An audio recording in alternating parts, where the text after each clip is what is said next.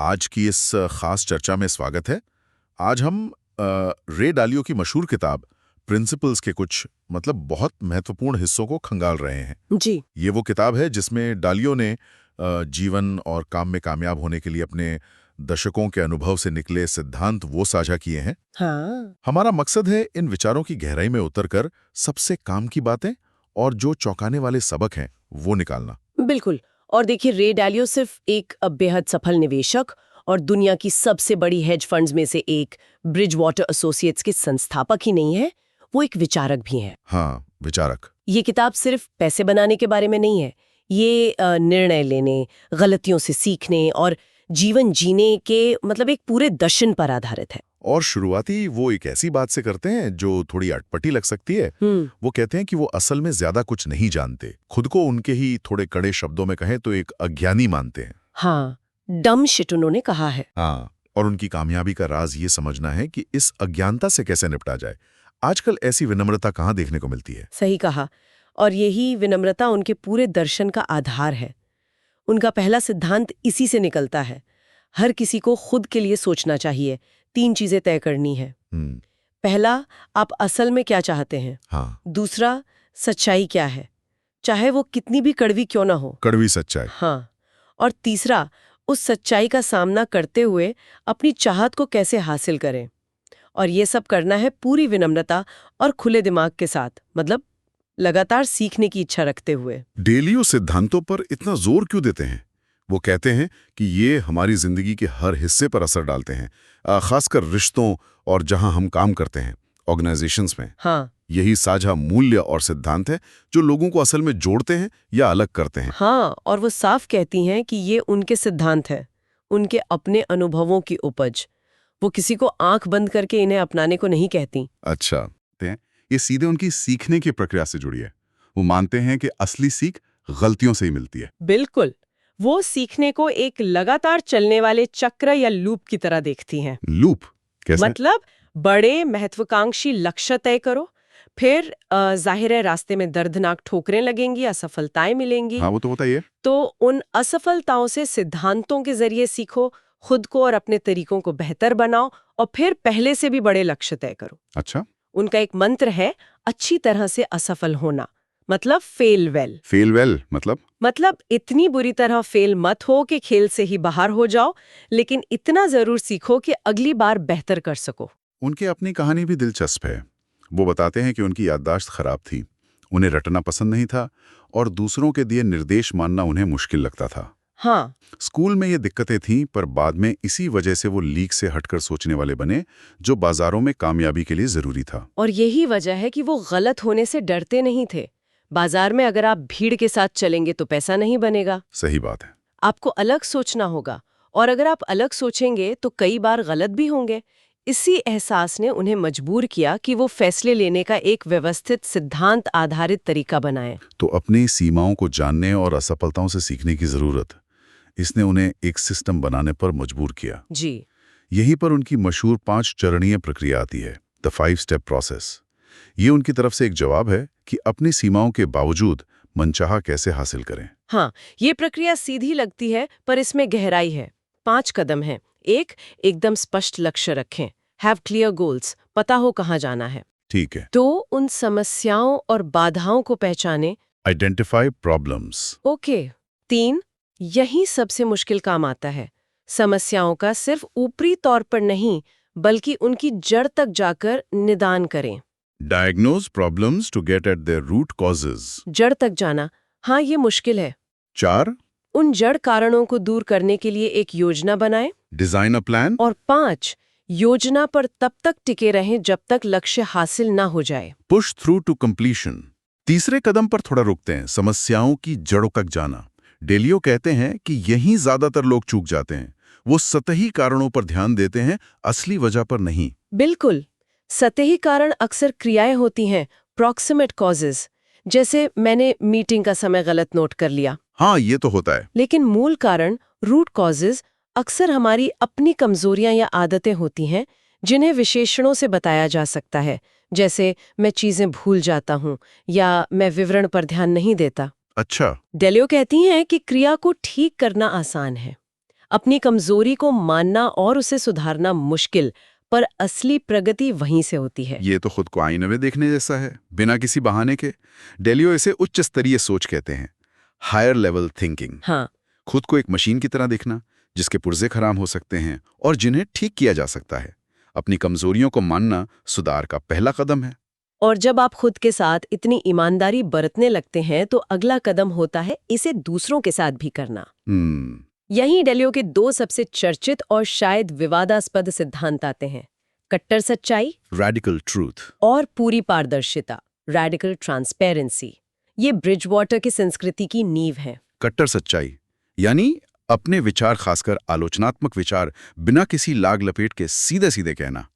सुनने में तो ये थोड़ा डरावना लगता है, कैसे माहौल खराब नहीं होता? ये सवाल जायज है और डेलियो मानती हैं कि शुरुआत में ये बहुत असहज हो सकता है, लेकिन उनका तर्क है कि सच को दबाने से ज्यादा नुकसान होता है। कैसे? जब लोग खुलकर अपनी असहमति या चिंता जाहिर करते हैं तो गलतफहमियां कम होती हैं, छिपी हुई राजनीति खत्म होती है और समस्याओं का पता जल्दी चलता है। अच्छा। और पूरी पारदर्शिता का मतलब है कि लगभग सारी जानकारी, मीटिंग रिकॉर्डिंग्स, डेटा, गलतियां लगभग सबके लिए उपलब्ध हो।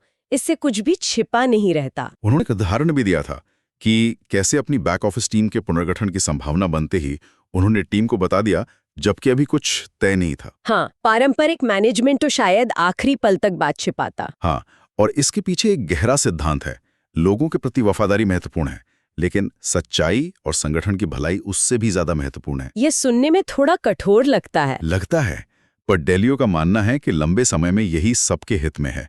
पारदर्शिता विश्वास बनाती है, भले ही शुरुआत में थोड़ी कड़वाहट हो। तो अगर सब सच बोल रहे हैं और सब कुछ खुला है, तो इससे बेहतर फैसले कैसे होते हैं? यहीं पर विचार योग्यता तंत्र, आइडिया मेरिटोक्रेसी का सिद्धांत आता है। Idea meritocracy. इसका मतलब है एक ऐसा माहौल बनाना जहां सबसे अच्छे विचार जीतें, चाहे वो विचार कंपनी के सबसे बड़े अधिकारी का हो या किसी नए कर्मचारी का। सिर्फ पद या आवाज के जोर से नहीं, बल्कि विचार की गुणवत्ता से फैसला हो। लेकिन ये कैसे तय होगा कि किसका विचार बेहतर है? यहाँ सब्जेक्टिविटी का खतरा तो है। इसी के लिए डेलियो ने एक और टूल बनाया, विश्वसनीयता भारित निर्णय लेना, बिलीवेबिलिटी वेटेड डिसीजन मेकिंग। अच्छा, ये क्या है?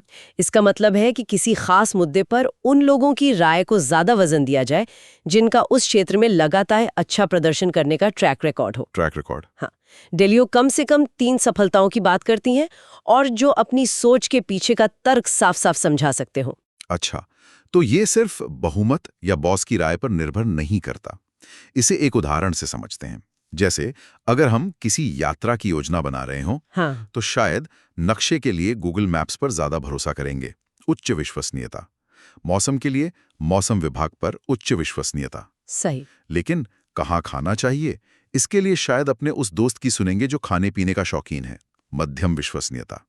न कि किसी ऐसे व्यक्ति की जिसे स्थानीय खाने का पता ही ना हो, कम विश्वसनीयता। बिल्कुल सही पकड़ा। डेलियो बस इसी तर्क को काम की जगह पर बहुत व्यवस्थित तरीके से लागू करती हैं। उन्होंने बताया कि कैसे यूरोपीय ऋण संकट के समय उनकी टीम में जबरदस्त मतभेद थे। हाँ, मैंने पढ़ा था। तब उन्होंने इसी विश्वसनीयता भारित तरीके का इस्तेमाल करके तय किया कि किस विश्लेषण पर ज्यादा भरोसा किया जाए, जिससे अंततः एक बेहतर फैसला हो सका। इस पूरी प्रक्रिया में सच बोलना, बहस करना, गलत होना, जाहिर है गलतियां तो होंगी ही। और डेलियो कहती हैं कि गलतियां बुरी नहीं हैं, वो सीखने का संकेत है। उनका एक और शक्तिशाली मंत्र है, दर्द प्लस चिंतन इज इक्वल टू प्रगति, pain plus reflection is equal to progress. दर्द प्लस चिंतन इज इक्वल टू प्रगति। जब गलती होती है तो दर्द होता है। अगर आप उस दर्द से भागने के बजाय रुक कर सोचें कि गलती क्यों हुई, तो आप सीखते हैं और आगे बढ़ते हैं। इसका एक बहुत दमदार किस्सा है, जब उनके ट्रेडिंग के मुखिया रॉस एक जरूरी ट्रेड डालना भूल गए, जिससे कंपनी को भारी नुकसान हुआ। हाँ, बहुत बड़ा नुकसान था। ज्यादातर जगहों पर शायद उन्हें निकाल दिया जाता, पर डेलियो ने ऐसा नहीं किया। उनका मानना था कि रॉस को निकालना आसान होता, पर इससे सीखने का मौका चला जाता। उन्होंने रॉस को रखा, लेकिन इस शर्त पर कि गलती को सबके सामने लाया जाए और उससे सीखा जाए। डेलियो के लिए गलती करना उतना बुरा नहीं था जितना गलती को छुपाना। सही। इसी घटना के बाद ब्रिजवाटर में इश्यू लॉग शुरू हुआ, एक ऐसी जगह जहां हर कोई अपनी गलतियों और समस्याओं को दर्ज करता है ताकि उनसे व्यवस्थित रूप से सीखा जा सके। Issue log. हाँ, बाद में उन्होंने पेन बटन ऐप भी बनाया ताकि लोग निराशा या दर्द के क्षणों को तुरंत रिकॉर्ड कर सके और बाद में उन पर शांत दिमाग से सोच सके। पेन बटन, कमाल है। ये सब सुनने में बहुत तार्किक और व्यवस्थित लगता है, लेकिन ये सब काम करेगा या नहीं ये तो आखिर में लोगों पर ही निर्भर करता है। एकदम सही। डेलियो को भी जल्द ही ये एहसास हुआ कि बेहतरीन सिस्टम भी तब तक बेकार है जब तक सही लोग उन्हें चला ना रहे हों। और उन्होंने पाया कि लोग बहुत अलग-अलग तरीकों से सोचते हैं, मानो उनके दिमाग की वायरिंग ही अलग हो। वायरिंग अलग हो? हाँ, इसे समझने के लिए उन्होंने मायर्स ब्रिग्स जैसे व्यक्तित्व परीक्षणों का इस्तेमाल करना शुरू किया। क्या इसका मतलब लोगों पर लेबल लगाना था कि ये इंट्रोवर्ट है, ये एक्सट्रोवर्ट, ये सोचने वाला, ये महसूस करने वाला? नहीं, लेबल लगाना मकसद नहीं था। मकसद ये समझना था कि क्यों कुछ लोग कुछ कामों में स्वाभाविक रूप से अच्छे होते हैं और दूसरे संघर्ष करते हैं। अच्छा। डेलियो ने इन जानकारियों का इस्तेमाल लोगों के बेसबॉल कार्ड्स बनाने के लिए किया। ये डेटा पर आधारित प्रोफाइल थे जो बताते थे कि किसी व्यक्ति की ताकत क्या है, कमजोरियां क्या है, वो कैसे सोचना पसंद करता है। बेसबॉल कार्ड्स मतलब हर कर्मचारी का एक प्रोफाइल? हाँ, एक तरह से। इसका बड़ा सबक था लोगों को बदलने की कोशिश करने के बजाय उन्हें उन भूमिकाओं में फिट करें जहां उनकी प्राकृतिक क्षमताएं चमकें। इसीलिए डेलियो कहती हैं हु यानी कौन, व्हाट यानी क्या से ज्यादा महत्वपूर्ण है। Who is more important than what? जी, सही टीम बनाना सबसे पहला और जरूरी काम है। ये सारी प्रक्रियाएं, सिस्टम, सच्चाई, पारदर्शिता, क्या ये सब सिर्फ बेहतर नतीजे पाने के लिए हैं या इसका कोई गहरा मतलब भी है? डेलियो के लिए इसका गहरा मतलब है। वो सार्थक काम, मीनिंगफुल वर्क और सार्थक रिश्ते, मीनिंगफुल रिलेशनशिप्स को सफलता और खुशी के लिए बिल्कुल जरूरी मानती हैं। अच्छा। ये सिर्फ अच्छी लगने वाली बातें नहीं हैं, बल्कि उनका मानना है कि हमारी बुनियादी मानवीय जरूरतें हैं जो शायद हमारे डीएनए में ही है। सार्थक काम यानी ऐसा काम जिसमें आप पूरी तरह डूब जाएं, जिसे आप अपना मिशन माने।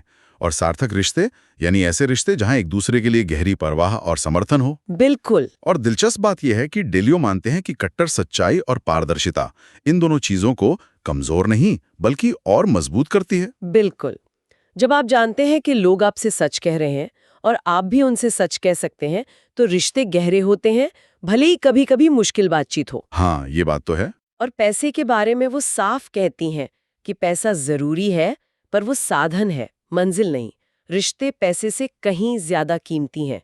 ये उनके दर्शन को सिर्फ एक कुशल मशीन बनाने की कवायद से ऊपर उठाकर एक मानवीय समुदाय बनाने की कोशिश बनाता है। डेलियो एक खास तरह के लोगों की बात करते हैं जिन्हें वो शेपर्स कहते हैं। शेपर्स, ये कौन लोग होते हैं? ये वो असाधारण व्यक्ति होते हैं जो न सिर्फ एकदम नया और मूल्यवान नजरिया या विजन लाते हैं, बल्कि फिर उसे हकीकत में भी बदल देते हैं, अक्सर लोगों के शक और विरोध के बावजूद। जैसे? सोचिए स्टीव जॉब्स, एलॉन मस्क जैसे लोगों के बारे में। अच्छा, वो लोग। उनमें क्या खास बात होती है?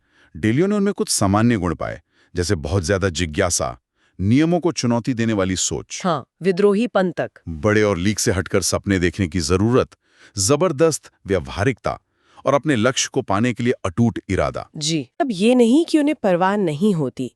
डेलियो समझाती हैं कि इसका मतलब है कि जब मिशन को पूरा करने और लोगों को खुश रखने के बीच चुनाव करना हो, तो वो हमेशा मिशन को चुनते हैं। मतलब मिशन पहले। हाँ, उनकी परवाह लोगों की भावनाओं से ज्यादा मिशन की सफलता के प्रति होती है।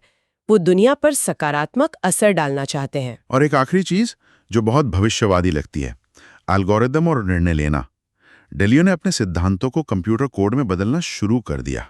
हाँ, ये उनके काम का एक और अनूठा पहलू है। उन्होंने अपने फैसले लेने के मानदंडों को एल्गोरिदम में बदलना शुरू किया। मतलब कंप्यूटर से फैसले करवाना। एक तरह से उन्होंने पाया कि कई मामलों में कंप्यूटर उनसे बेहतर फैसले ले सकता है, क्योंकि वो बिना भावनाओं के बहुत तेजी से और इंसान से कहीं ज्यादा जानकारी प्रोसेस कर सकता है। ये उनकी उसी मैं कैसे जानता हूँ कि मैं सही हूँ वाली खोज का नतीजा था। 1982 में जब मेक्सिको ऋण संकट पर उनकी भविष्यवाणी बुरी तरह गलत हुई और वो लगभग दिवालिया हो गए। हाँ, वो एक बड़ा मोड़ था। उसी अनुभव ने उन्हें विनम्र बनाया और हमेशा अपने फैसलों पर सवाल उठाने के लिए प्रेरित किया। एल्गोरिथम उन्हें अपनी मानवीय सीमाओं से ऊपर उठने में मदद करते हैं। उन्होंने ब्रिजवाटर में डॉट कलेक्टर जैसा टूल बनाया। ये एक ऐप है जो मीटिंग में लोगों को वास्तविक समय में एक दूसरे के तर्कों पर फीडबैक देने और विश्वसनीयता भारत वोटिंग करने की सुविधा देता है। जी। सोचिए, मीटिंग में हर तर्क का मूल्यांकन तुरंत हो रहा है। डेलियो का मानना है कि भविष्य में इंसान और आर्टिफिशियल इंटेलिजेंस मिलकर फैसले लेंगे।